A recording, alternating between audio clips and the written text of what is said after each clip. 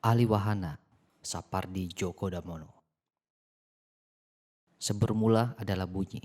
Contoh kasus, puisi, gambar konkret. Perlu dicatat juga bahwa sebenarnya bentuk visual puisi juga ditentukan oleh berbagai cara penyebarluasannya.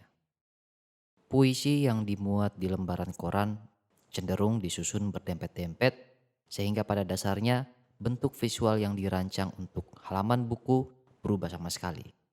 Umumnya, di dalam buku, setiap sajak tidak terpisah dan menempati halamannya sendiri. Sedangkan di koran yang ruangnya lebih luas, beberapa sajak dimuat bersama, bahkan bisa saja berasal dari tulisan penyair yang berbeda-beda. Bisa dibayangkan kesulitan menyusun puisi konkret yang menekankan pentingnya wujud visual di koran karena keadaannya yang sedemikian itu. Kesulitan serupa bisa juga terjadi ketika memuat puisi konkret ke buku yang tidak selalu bisa menampung wujud visual seperti yang dikehendaki si penyair. Itu sebabnya dalam beberapa kasus, puisi jenis tertentu memerlukan jenis buku yang tertentu pula. Bukan puisi yang biasanya berbentuk potret harus diubah menjadi bentuk landscape agar bisa menampung wujud puisinya. Perkembangan teknologi bisa juga membantu dan mendikte desainer dalam menyusun karyanya. Sebuah sajak yang bisa saja hanya memerlukan beberapa halaman buku disusun sedemikian rupa agar buku terdiri atas beberapa belas atau puluhan halaman.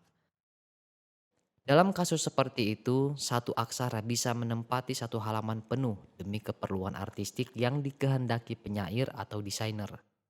Di samping itu, penggunaan jenis dan ukuran font juga sangat menentukan dalam penyusunan desain seperti itu. Seperti antara lain tampak dalam buku puisi Gunawan Muhammad, Don Quixote tahun 2011. Kasus-kasus ini membuktikan bahwa puisi modern yang dicetak memiliki ciri-ciri yang sama sekali berlainan dengan ketikan dilisankan. Cetakan menyebabkan unsur visual yang menjadi utama, menepikan unsur auditoris. Dalam puisi modern, tidak jelas apakah yang mula-mula muncul dalam benak penyair, yang auditoris atau yang visual. Bandingkan dengan misalnya pantun, yang mula-mulanya memang berupa bunyi dan baru kemudian kita aliwahanakan menjadi deretan aksara yang disusun dalam 4 larik atau larik-larik yang genap jumlahnya. Kita tahu, larik adalah sepenuhnya konsep visual. Kalau dilisankan pantun, tentu tidak mengenal larik, tetapi irama. Unsur yang tidak sepenuhnya bisa dialihwanakan ke wujud visual. Kalau dilisankan, puisi tidak memerlukan ukuran dan jenis font. Juga tidak mengenal huruf kapital untuk menunjukkan konsep tertentu. Tanda baca juga sama sekali tidak diperlukan. Padahal ciri-ciri itu adalah utama dalam tradisi tulis dan terutama cetak. Unsur bunyi seperti jeda dan keras lembutnya ucapan tidak bisa dialihkan sepenuhnya ke wujud visual.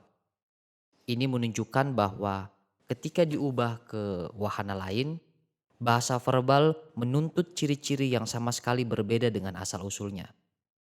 Tuntutan serupa juga berlaku kalau kita melakukan yang sebaliknya, yakni ketika kita mengaliwahanakan aksara menjadi bunyi. Dalam wahana yang baru, kita dituntut untuk menafsirkan tanda-tanda teks tertulis untuk ditransfer ke tata cara bunyi.